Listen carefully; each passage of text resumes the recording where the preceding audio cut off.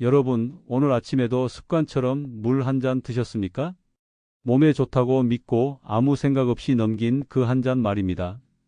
그런데 만약 그 물 한 잔이 60세 이후 콩팥을 조용히 늙게 만들고 있다면 지금 이 순간 잠깐만 멈춰서 들어주셔야 합니다. 사실 많은 분들이 이렇게 말씀하십니다. 아침 물은 건강이 기본 아니냐고, 의사들이 항상 권하는 거 아니냐고 말입니다. 맞습니다. 젊을 때는 그렇습니다. 하지만 나이가 들수록 몸은 같은 행동에도 전혀 다른 반응을 보입니다. 특히 콩팥은 그렇습니다.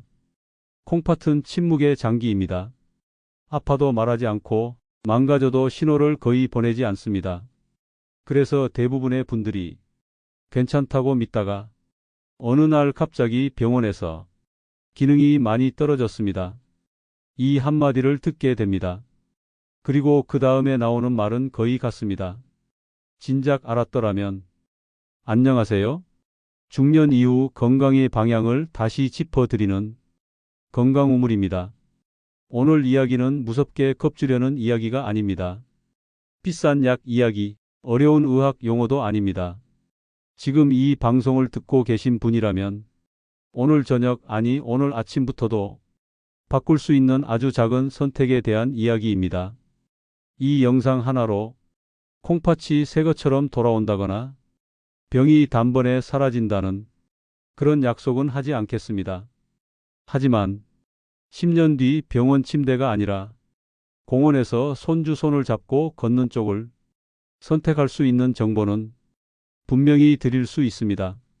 본격적으로 시작하기 전에 부탁 한 가지만 드리겠습니다. 구독과 좋아요 한번 눌러주시면 앞으로도 이런 이야기들을 놓치지 않고 받아보실 수 있습니다. 이제 제 이야기를 조금 드리겠습니다. 제 이름은 김도연입니다. 올해 63이고 대학병원 신장내과에서 30년 넘게 환자분들을 만나왔습니다. 화려한 수술보다 투석실에서 더 많은 시간을 보냈던 사람입니다. 제가 진료실과 투석실에서 가장 많이 들은 말이 무엇이었는지 아십니까? 선생님, 진작 알았더라면 이렇게까지는 안 왔을 텐데요.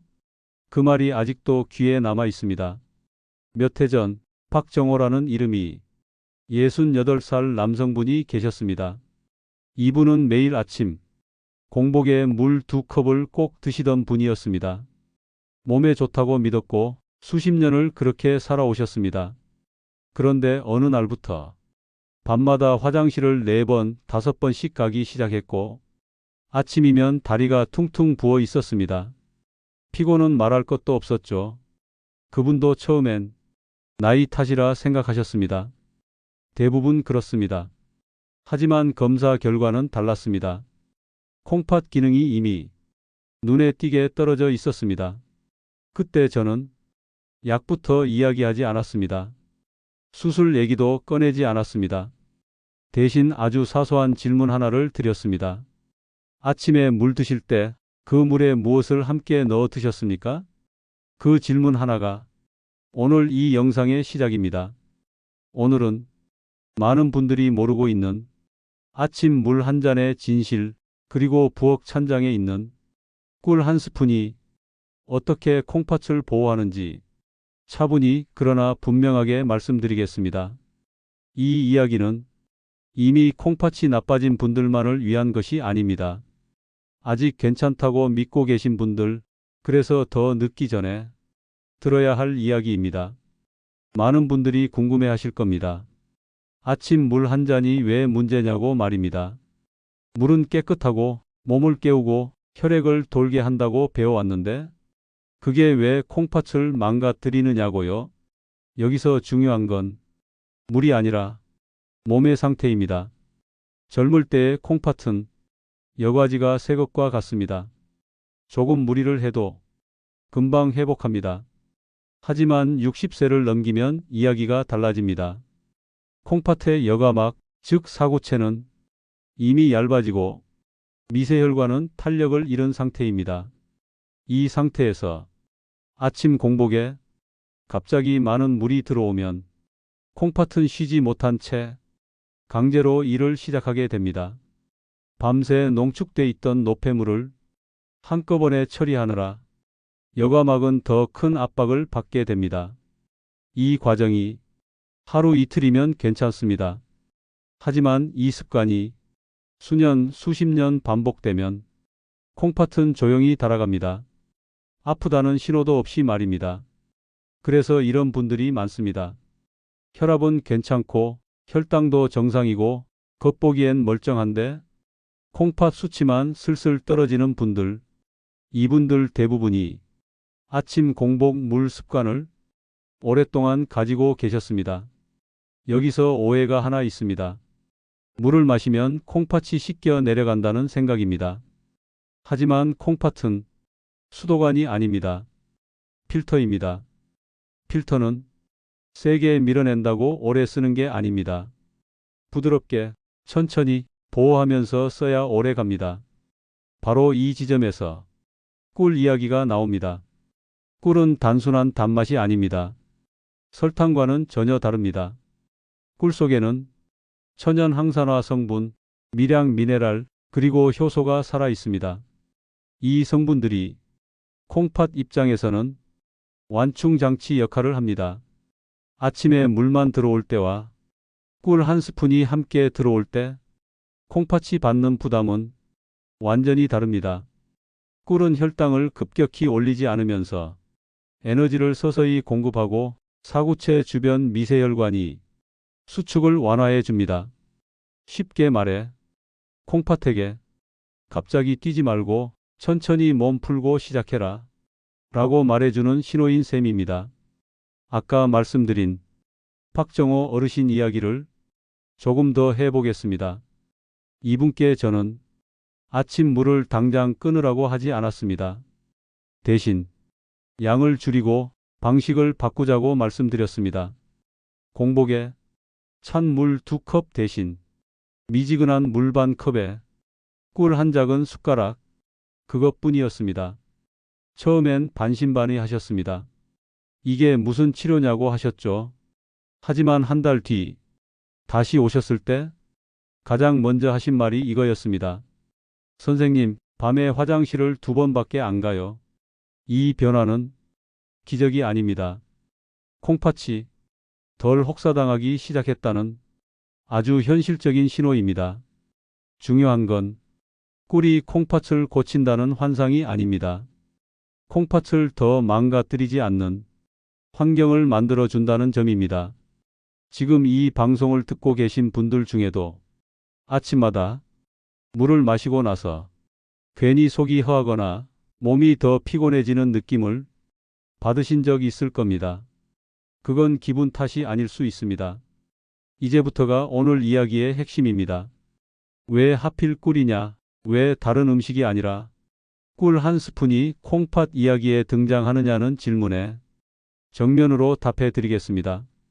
첫 번째 이유는 염증을 줄이는 방식이 다르기 때문입니다. 콩팥이 늙어간다는 말은 단순히 기능이 떨어진다는 뜻이 아닙니다. 사구체라는 필터 주변에 미세한 염증이 계속 쌓인다는 의미입니다. 이 염증은 통증도 없고 열도 나지 않습니다. 그래서 대부분의 분들이 전혀 모르고 지나갑니다. 꿀 속에는 자연 상태의 항산화 성분이 들어 있습니다. 이 성분들은 약처럼 강하게 누르는 방식이 아니라 염증 반응을 조용히 낮춰줍니다. 콩팥 입장에서는 쉴 수 있는 시간을 벌어주는 셈입니다.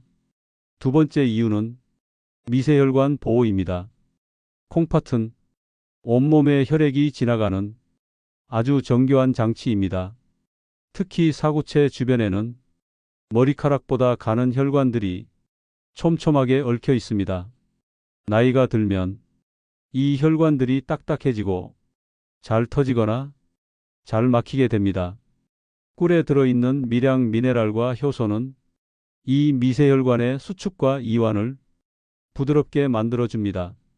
그래서 꿀을 함께 섭취하면 아침에 갑자기 혈류가 몰릴 때 콩팥이 받는 충격이 줄어듭니다. 이건 마치 겨울에 시동 안 걸린 차를 갑자기 엑셀 밟는 것과 천천히 예열하는 차이와 같습니다. 콩팥도 예열이 필요합니다. 세 번째 이유는 요로 환경입니다. 나이가 들수록 요로 감염이 잦아집니다. 특히 밤에 화장실을 자주 가는 분들, 잔뇨감이 있는 분들, 소변이 개운하지 않은 분들은 이미 요로 점막이 약해져 있는 경우가 많습니다. 꿀은 요로 안에서 세균이 달라붙기 어려운 환경을 만듭니다. 이게 항생제처럼 세균을 죽이는 방식은 아닙니다. 대신 세균이 오래 머물지 못하게 흘려보내는 역할을 합니다.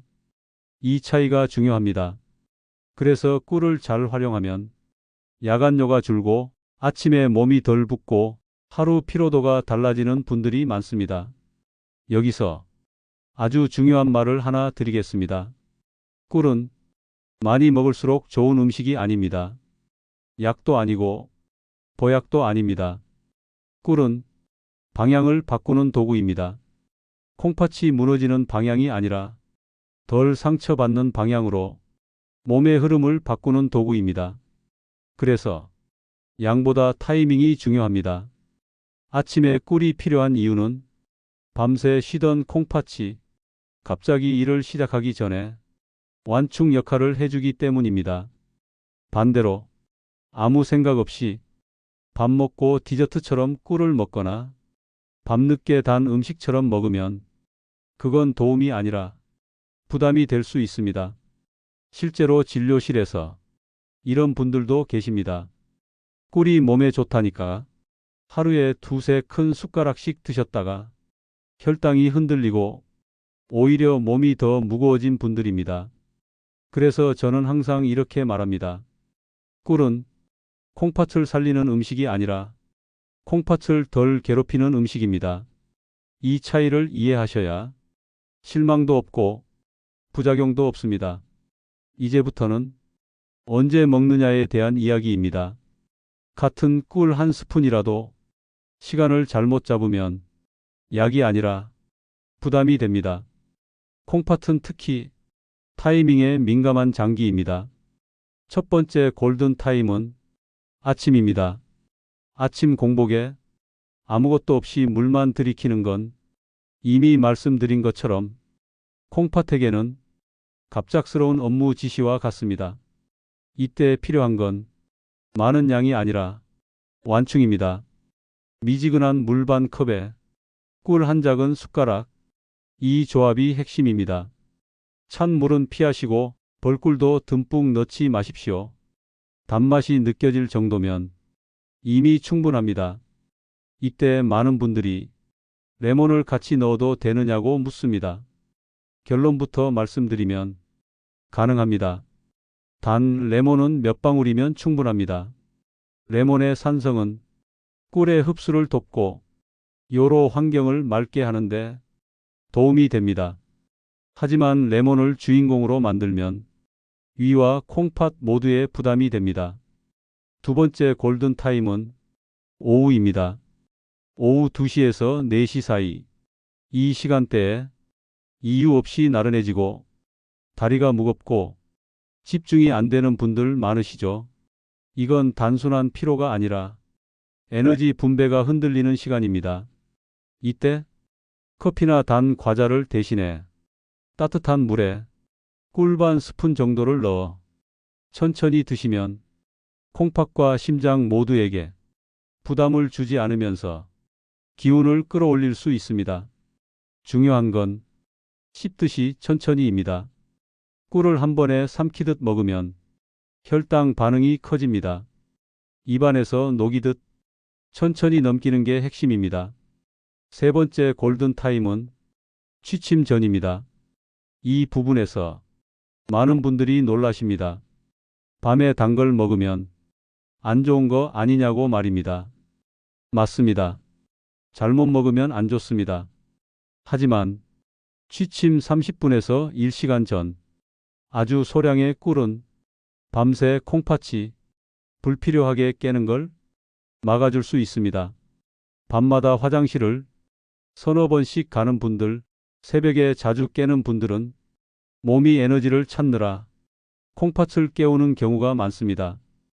이때 꿀 한 티스푼은 그 신호를 잠재우는 역할을 합니다. 단, 이 시간대에는 절대 물을 많이 마시지 마십시오. 꿀만 소량으로 또는 아주 소량의 물과 함께면 충분합니다. 이제 꼭 피해야 할 실수 3가지를 말씀드리겠습니다. 첫 번째 실수는 꿀을 건강식처럼 많이 먹는 것입니다. 꿀은 약이 아닙니다. 양이 늘어나는 순간 콩팥은 보호가 아니라 처리해야 할 일을 더 떠안게 됩니다. 두 번째 실수는 찬 물과 함께 먹는 것입니다. 찬 자극은 콩팥의 미세혈관을 순간적으로 수축시킵니다. 아무리 좋은 꿀도 찬 물과 함께라면 효과는 반감됩니다. 세 번째 실수는 꿀을 모든 사람에게 무조건 권하는 것입니다. 말기 신부전, 중증 당뇨, 그리고 영유아에게는 꿀이 금기입니다. 이건 선택이 아니라 원칙입니다. 건강을 지키는 정보는 항상 조건이 붙어야 합니다. 조건 없는 권유는 위험합니다. 이제 꿀을 혼자 먹는 이야기가 아니라 함께 쓰는 이야기로 넘어가 보겠습니다. 꿀은 단독으로도 의미가 있지만 잘 조합하면 콩팥이 받는 부담을 한 단계 더 낮출 수 있습니다. 다만 이 조합은 양보다 비율이 중요합니다. 먼저 레몬입니다. 아까 잠깐 언급했지만 레몬은 주연이 아니라 조연입니다. 꿀 한 스푼에 레몬 2~3방울, 이 정도면 충분합니다. 레몬의 산 성분은 요로 안에서 불필요한 침전을 줄이고 꿀 속 성분이 좀 더 부드럽게 흡수되도록 돕습니다. 하지만 반 컵, 한 컵씩 레몬즙을 넣는 건 콩팥에게 부담입니다. 상큼함을 느낄 정도면 이미 선을 넘은 겁니다. 다음은 식초입니다. 식초라고 하면 많은 분들이 컵부터 내십니다. 하지만 여기서 말하는 식초는 강한 자극이 아닙니다. 천연 발효 식초, 아주 소량입니다. 꿀과 식초의 조합은 혈당이 급격히 오르는 걸 막아주는 데 도움이 됩니다. 특히 오후 시간대에 꿀을 드실 때 식초 한두 방울을 더하면 기운은 유지하면서도 몸이 덜 붓는 경우가 많습니다. 단, 위가 약한 분들, 공복에 속쓰림이 잦은 분들은 이 조합을 피하셔야 합니다. 몸에 맞지 않는 조합은 아무리 좋다고 해도 내 것이 아닙니다. 마지막은 계피입니다. 계피는 콩팥보다 혈관과 혈당 쪽에 도움이 되는 조연입니다. 꿀물에 계피가루를 꼬집듯 아주 소량만 더해 보십시오. 이 조합은 손발이 차고 아침에 몸이 굳는 분들에게 특히 반응이 좋습니다. 하지만 계피를 차처럼 진하게 우려내는 건 권하지 않습니다. 계피 역시 소량일 때 의미가 있습니다. 여기서 다시 박정호 어르신 이야기를 조금 더 이어가 보겠습니다. 아침 꿀 습관을 시작한 지 3달쯤 지났을 때 이분이 하신 말이 있습니다. 선생님, 아침에 일어날 때 몸이 덜 무거워요. 검사 수치가 극적으로 변한 건 아니었습니다. 하지만 야간뇨는 5번에서 2번으로 줄었고 다리 부종은 눈에 띄게 줄었습니다. 무엇보다 아침에 일어났을 때 다시 누워있고 싶지 않다는 말이 가장 인상적이었습니다. 이게 바로 현실적인 변화입니다.